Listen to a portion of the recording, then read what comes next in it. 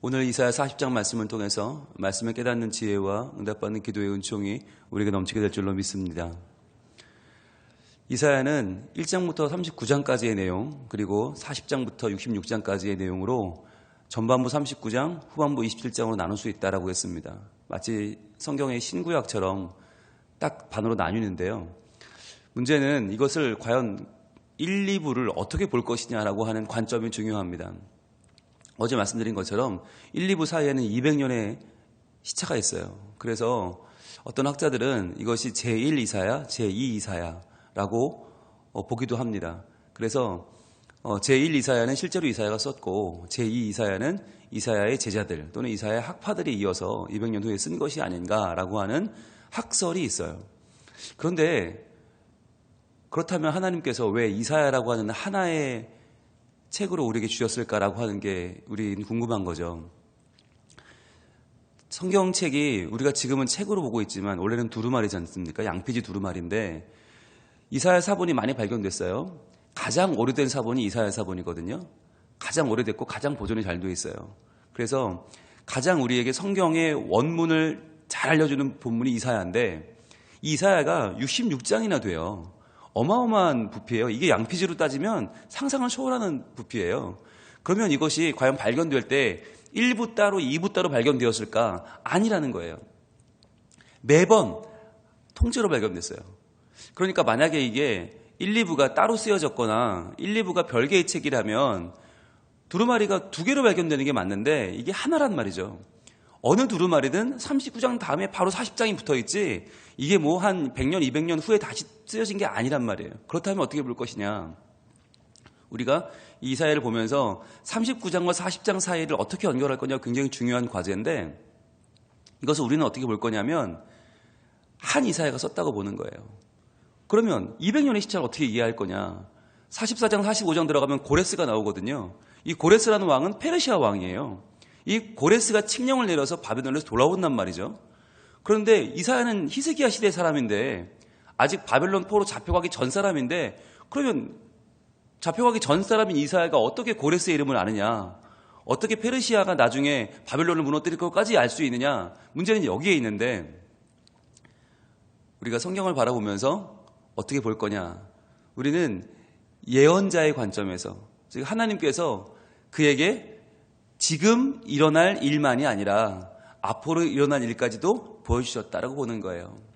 그래서 하나님은 우리의 과거와 현재와 미래라는 시간을 어떻게 하고 계시죠? 관통하고 계시죠. 그러니까 하나님께서는 지금 우리가 당하는 고난만 아시는 분이 아니라 이 고난이 해결되는 시점까지 아신다는 거예요. 그래서 이것을 지금 오늘 말씀이 위로하라 이렇게 시작이 되는데 그 위로라는 것이 지금 위로할 만해서 위로가 하는 게 아니라 앞으로 임할 하나님의 통치, 하나님의 회복을 바라보면서 지금 위로를 받으라는 이야기예요. 그러니까 많은 학자들은 지금 40장은 위로할 만한 때가 됐으니까 위로하라는 말이지, 그러니까 나중에 200년 후에 쓰여졌을 것이다 라고 말하는데 제가 볼 때는, 그리고 또 우리가 볼 때는 이것은 위로할 만해서 위로하라는 이야기가 아니라 앞으로 위로할 만한 때가 온다는 거예요. 지금은 너희가 힘들고 괴롭지만, 지금은 너희가 희망이 보이지 않지만, 그러나 하나님의 때가 오면 그때에는 위로받을 것이다 라고 하는 거죠. 그래서 우리가 이사야를 우리가 40장부터 또 66장까지 27장을 봐야 되는데 이 27장을 보면서 어떻게 볼 거냐. 우리는 미리 이사야에게 보여주신 하나님의 환상으로 볼 것입니다. 하나님의 예언으로. 그래서 하나님의 예언자 이사야의 기록으로 하나의 통으로 볼 것입니다. 그렇게 보는 게 일단 이 성경을 하나님 말씀으로 또 이사야를 통해 주신 하나님의 예언으로 보는 것이 맞다라고 하는 거죠. 먼저 그럼 1절 보겠습니다. 너희의 하나님이 이르시되 너희는 위로하라. 내 백성을 위로하라. 자, 그러니까 이 말씀이 많은 분들에게 걸림이 되는 거죠. 지금 39장에서는 아직까지 해결된 게 없는데, 아직까지 이사야의 모든 예언들, 그동안 계속 선포됐던 심판과 경고가 하나도 지금 해결된 게 없는데 갑자기 뭘 위로하라고 하느냐. 뉘앙스가 바뀌니까 이게 혹시 다른 사람이 쓴 게 아니냐, 다른 시대에 쓴 게 아니냐라고 말하거든요. 그런데 우리가 이 말씀의 바로 앞부분에 어떤 이야기가 나왔는지를 한번 기억해 보세요. 바로 히스기야 왕이 죽을 병에 걸렸다가 나았는데 그럼에도 불구하고 히스기야는 하나님께 감사한 것이 아니라 자기의 부귀 영화를 자랑했죠. 이 나라의 국력을 자랑했어요. 바벨론 사람들에게 자랑하면서 보라고, 내가 이렇게 강한 사람이고 이렇게 많은 사람이라고 하자 그 사람들이 그걸 보고 돌아갔죠. 그리고 하나님 뭐라고 하셨어요? 이 모든 네가 자랑한 것들이 바벨론으로 옮겨지게 될 것이다. 다 옮겨지게 될 거다. 이런 예언을 듣고 히스기야가 아이고 좋습니다. 내 생애에만 괜찮으면 됩니다. 라고 끝나죠. 자, 그러니까 이 39장의 끝이 지금 어디로 이어지느냐? 하나님 말씀이 이루어지는 바로 그 모든 이스라엘의 부귀영화가 다 바벨론으로 빼앗겨버리는 그 상황으로 이어지는 거죠. 그래서 지금 위로하라. 뭘 위로하라는 거냐? 이스라엘의 모든 영광이 바벨론으로 빼앗겨버린 것. 그래서 왕과 그 모든 백성들이 끌려가서 내시가 되고 환란이 되고 이걸 다 이사야가 예언했잖아요. 그러한 상황에 놓인 이스라엘을 위로하라라고 하는 하나님의 말씀이라는 거예요. 아직까지 뭐가 바뀌어서가 아니라 상황은 똑같지만 그러나 그 상황 가운데에서 하나님이 일하실 것을 미리 기대하고 위로하라는 거예요. 그래서 하나님의 위로는 상황에 따라 오는 것이 아니다라고 하는 거예요. 상황이 바뀌기 때문에 위로하는 것이 아니라 우리의 마음과 생각과 뜻을 주관하시는 하나님께서 우리의 마음에 미리 평안을 주시는 거예요. 아이들이 다 컸기 때문에 아이들의 미래를 걱정하지 말라는 게 아니라 아직 아이들은 자라고 있고 아직 아이들은 철이 없고 매일매일 사고 위험 가운데 있지만 그러나 하나님은 부모의 마음에 평강을 주시는 거예요. 걱정하지 마라. 그 아이는 잘 자랄 것이다. 라고 하는. 아직까지 교회 건축이 끝나지 않았는데 끝나지 않은 건축에 하나님은 잘 지어졌으니 걱정하지 마라 라고 하는 마음을 주시는 거예요. 그러니까 우리가 사는 거죠. 아니면 하루하루 이 건축이 잘 될까? 그렇게 두려운 마음과 불안한 마음을 가지면 건축할 수 있는 교회는 아무 교회도 없죠. 그러니까 하나님은 우리 인생에 대해서 미리 평강을 주시는 거예요. 그게 하나님의 말씀이고 그 말씀을 선포하는 자들이 선지자들이죠. 그래서 우리는 다 내 눈으로 확인해서 괜찮으니까 안심하는 것이 아니라 하나님을 신뢰하는 것입니다. 그래서 이 내 백성을 위로하라는 말씀도 그렇게 하나님이 미리 주시는 하나님의 말씀으로 보는 거죠. 그렇게 봐야 2절이 해결됩니다. 너희는 예루살렘의 마음에 닿도록 말하며 그것들에게 외치라. 그 노역의 때가 끝났고 그 죄악이 사함을 받았느니라. 그의 모든 죄로 말미암아 여호와의 손에서 벌을 배나 받았느니라 할지니라 하시니라. 자, 이미 노역의 때가 끝났고 죄악의 사함을 받았다라고 말하는 거죠. 이 말을 있는 그대로 해석하면 그럼 바벨론 포로가 끝났다는 이야기인가? 아니에요. 아직 시작도 안 했어요. 그런데 시작도 안 했지만 하나님이 볼 때는 이미 끝난 것이다. 즉 바벨론 포로 70년의 기간을 두려워하지 말고 그것 때문에 벌써부터 죽는다, 불안하다 하지 말라는 거예요. 왜? 그것은 끝나는 때가 있기 때문에. 실제로 하나님 말씀처럼 70년 만에 끝났죠. 여러분, 바벨론 포로가 얼마나 그들에게는 두려운 상황이었습니까? 애굽에 갔던 건 자발적으로 갔어요. 그 자발적으로 간 애굽에서도 400년 이상, 430년을 있다 왔어요. 그러니 노예로 지낸다는 게 얼마나 두려운 일인가는 이스라엘 사람들은 잘 알고 있습니다. 역사적으로. 그런데 바벨론은 남의 힘으로 끌려갔는데 70년 있다 돌아왔단 말이에요. 어떻게 돌아왔는가? 그들은 답이 없어요. 그러나 하나님은 이사야 선지자를 통해서 미리 예언하고 계신 거예요. 너희는 돌아온다. 노역의 때는 끝나고 모든 죄악은 사함을 받는다. 하나님이 너희와 함께 하신다라고 미리 말씀해주고 있는 거죠. 그래서 오늘 3절에서는 이사야에게 미리 외치라고 말하는 거예요. 세 가지를 외치라고 말씀하시는데 무엇을 외치나 하나씩 보겠습니다. 먼저 3절입니다. 외치는 자의 소리여 이르되 너희는 광야에서 여호와의 길을 예비하라. 사막에서 우리 하나님의 대로를 평탄케 하라. 자, 첫 번째 외치는 말은 뭐냐면 여호와의 길을 예비하라는 거예요. 여호와의 길을 예비하라. 이게 첫 번째 외침이에요. 우리가 그 백성을 위로하는데 그 위로는 그냥 마냥 잘 될 거야, 마음의 평안을 가져가 아니라 첫 번째 위로는 뭐냐? 여호와의 길을 예비하라. 이 말은 뭐죠? 사막에서 우리 하나님의 대로를 평탄케 하라. 이 말은 고속도로를 닦으라는 말이 아니죠. 돌아올 길을 준비하는데 그 돌아올 길이 뭐예요? 어떤 길을 예비해야 돌아올 수 있어요? 포로에서? 길을 닦고 수축하고 고속도로를 지으란 말이 아니라 회개하란 말이죠. 회개하라. 너희가 범죄에서 이 모든 죄 가운데 포로로 끌려갔다면 이제 돌아오는 길을 예비하는 건 회개하는 것입니다. 자, 회개하는데 어떻게 회개하는가? 4절입니다. 골짜기마다 도주어지며 산마다 언덕이마다 낮아지며 고르지 아니한 곳이 평탄하게 되며 험한 곳이 평지가 될 것이다. 모든 높아진 것들은 낮아지게 회개하라는 거죠. 그리고 모든 깊어진 골짜기는 메워지게 회개하라는 거예요. 너희가 교만한 것은 깎아내리고 그리고 지금 가라앉아버린 것은 끌어올리고 하나님의 위로로 우리의 삶이 균형을 잡아가라는 얘기예요. 그래서 그 균형 가운데에서 고르지 아니한 모든 것은 평탄하게 된다. 즉 우리의 죄악 때문에 우리의 잘못된 모습 때문에 울퉁불퉁해져 있는 우리의 삶들이 하나님의 말씀으로 평탄하게 되는 것. 하나님 앞에 나와 회개함으로 우리의 모든 삶이 하나님 보시기에 합당한 자들이 되는 것. 그것이 첫 번째 위로고 그 첫 번째 외치라는 내용입니다. 자, 그러면서 5절은 이렇게 말씀하십니다. 여호와의 영광이 나타나고 모든 육체가 그것을 함께 보리라. 이는 여호와의 입이 말씀하셨느니라. 무엇을 통해서? 회개를 통해서.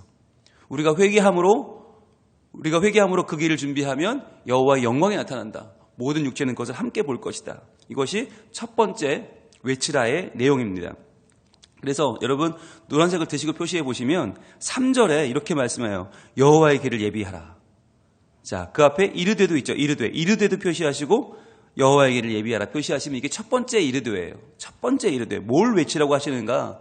우리 삶은 여호와의 길을 예비하라, 회개하라. 두 번째 6절에 보시면 말하는 자의 소리여 이르되 또 나왔죠. 이르되 표시해 보세요. 두 번째 이르되가 나와요. 뭘 또 외치라고 하시는가? 대답하되 내가 무엇이라 외치리까 하니 이르되 모든 육체는 풀이요 그의 모든 아름다움은 들의 꽃과 같으니 풀은 마르고 꽃은 시들면 여호와의 기운이 그 위에 불미라. 이 백성은 실로 풀이로다. 자, 뭘 외치라고 하는가? 이 백성은 실로 풀이로다. 이거죠. 표시해 보세요. 이게 두 번째 이르도의 내용이에요. 자, 이 백성은 실로 풀이다. 뭘 말하려는 겁니까? 이 백성이 누굽니까? 바벨론입니다. 바벨론이 너희가 볼 때는 대단해 보이지, 너희가 볼 때는 엄청나 보이지, 못 이길 것 같지. 그런데 이 백성은 실로 풀이다. 그러니까 모든 육체는 풀이다. 모든 아름다움은 들의 꽃과 같고 그런데 그 풀은 말라버리고 꽃은 시들어버린다. 왜? 여호와의 기운이 그 위에 불면 끝나버린다. 이 백성은 실로 풀이다. 바벨론 두려워하지 말라는 거예요. 바벨론은 끝난다는 거예요. 그러면서 8절에 이렇게 말하죠. 풀은 마르고 꽃은 시드나 우리 하나님의 말씀은 영원히 서리라 하라. 이 말씀이 두 번째 외치라의 결론이죠. 풀은 마르고 꽃은 시든다. 모든 인간은 끝난다. 모든 인간의 제국은 마지막에 있다. 그러나 하나님의 말씀은 영원히 선다. 즉 하나님의 말씀 외에는 영원한 것이 없다라고 하는 거죠. 이것이 두 번째 외치라의 내용입니다. 세 번째 외치라입니다. 아름다운 소식을 시온에 전하는 자여 너는 높은 산에 오르라. 아름다운 소식을 예루살렘에 전하는 자여 너는 힘써 소리를 높이라.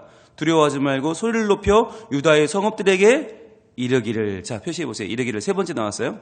이르기를.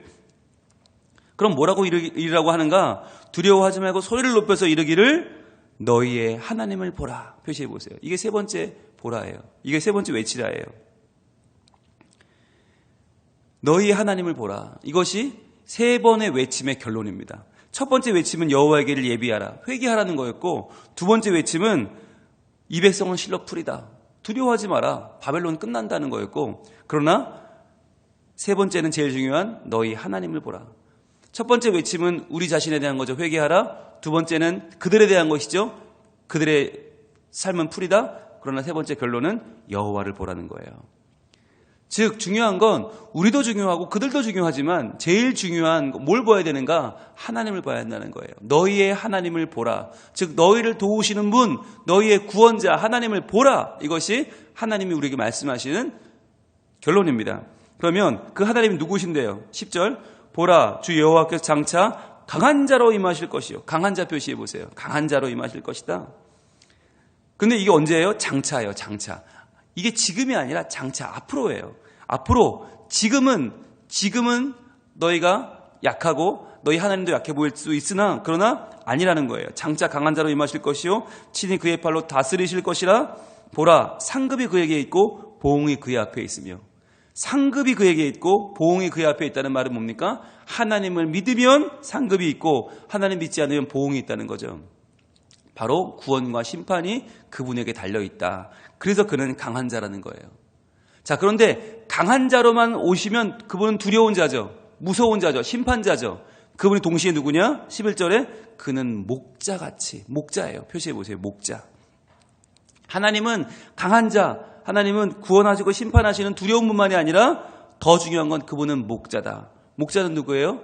양떼를 먹이시며 어린 양을 그 팔로 모아 품에 안으시며 젖먹이는 암컷들을 온순히 인도하시리로다. 하나님은 부드러운 분이죠. 이 말을 우리 쉽게 이야기 바꾸면 10절은 하나님은 아버지라는 거예요. 무서운 아버지, 심판하시는 아버지. 그분이 한번 집합 그러면 다들 막 덜덜 떠는 아버지. 그런데 11절은요. 어머니라는 거예요. 그분은 부드러운 분이고 그분은 안아주시는 분이고 그분은 위로하시는 분이다. 결론적으로 이 이사야 40장이 말하는 것은 뭐냐? 너희가 회개하면 그리고 저 바벨론을 두려워하지 않으면 그러면 하나님은 너희를 변함없이 구원하신다. 너희를 변함없이 도우시고 인도하신다라고 하는 것이 이 40장의 핵심인 거예요. 그리고 보면 1장부터 39장까지 우리가 쉴 새 없이 봤어요. 망한다, 망한다, 죽는다, 끝난다. 심판과 멸망의 경고를 봤어요. 그런데 하나님은 왜 그렇게 우리에게 지겹도록 심판에 대해서 말씀하시는가? 왜 계속 경고하시는가? 이유는 하나예요. 구원하기 위해서. 그래서 오늘 40장에서는 구원받는 자들의 현 주소에 대해서 말씀하시고 구원받는 자들은 어떤 사람들이냐? 회개하고 이 땅의 세력을 두려워하지 않고 주 여호와 하나님을 바라보는 사람이다 라고 말씀하시는 거죠. 그래서 이 이사야 40장 이후에 쭉 나오는 이 모든 위로는, 이 모든 구원의 선포는 다 무엇이냐? 1장부터 39장까지 우리의 마음 가운데 아픔으로 다가왔던 심판에 대한 경고, 하나님이 이루실 하나님의 놀라운 날, 그날에 대한 두려움과 떨림으로 준비했던 우리에게 주어지는 하나님의 위로입니다. 그리고 궁극적으로 하나님이 원하시는, 하나님 주시고자 하시는 우리의 삶에 대한 하나님의 선물입니다. 기억하십시오. 먼저 무엇이 필요해요? 심판을 두려워하는 마음이 필요한 거예요. 두려운 마음으로 살아야 해요. 그러나 두려워하는 마음으로 회개하는 우리에게 하나님은 찾아오셔서 우리를 위로하신다. 오늘도 우리를 안아주시고 불쌍한 우리를 긍휼하게 여기시고 구원받지 못할 우리를 구원해 주신다고 하는 거예요. 그분이 우리 하나님이에요. 오늘도 하나님은 구원하기 위하여, 우리를 건지기 위하여, 우리를 새롭게 하기 위하여 여기까지 함께 임재하십니다. 우리의 마음 가운데로 찾아오십니다. 그래서 너의 마음에 지금 높아진 것은 무엇이냐? 그것을 깎아내려라. 너희 마음에 지금 가라앉아버린 것은 무엇이냐? 그것을 끌어올려라. 모든 굽어진 것을 평탄케 하고 모든 너희 마음에 있는 두려움을 몰아내고 너희 마음속에 있는 저들은 이길 수 없어. 아니, 저들은 풀이야. 저들은 여호와의 기운에 모두 끝나버려. 두려워하지 마라. 다만 여호와 하나님을 보라. 너희의 하나님을 보라. 그 하나님께서 너희의 인생을 새롭게 하실 것이다 라고 선포하십니다.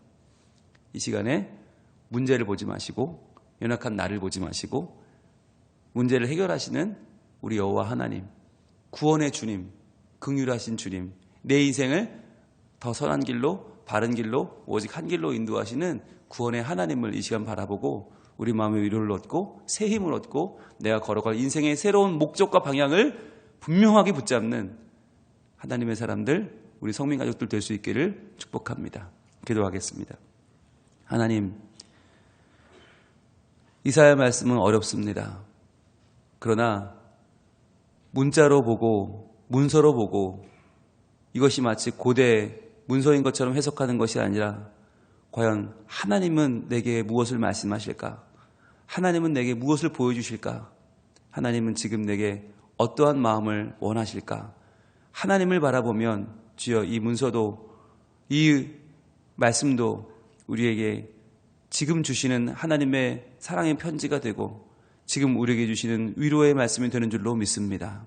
하나님, 이 말씀 가운데 주님은 세 가지를 말씀하시는데 우리의 연약함을 회개하고 우리가 두려워하는 것들을 더 이상 두려워하지 말고 오직 너희 여호와 하나님을 보라, 너희 하나님을 보라 말씀하십니다.